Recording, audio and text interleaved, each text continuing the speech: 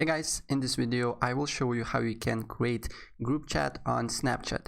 It's really easy and it really doesn't matter if you're using iPhone or the Android because the process is pretty much the same. Alright, so first open Snapchat, and once you are on this window you need to click on little message icon that is on the bottom a little bit in the left. And then once you manage to this page you need to click on little message icon that is on a top right. And then as you can see here, there is an option, new group, press on that.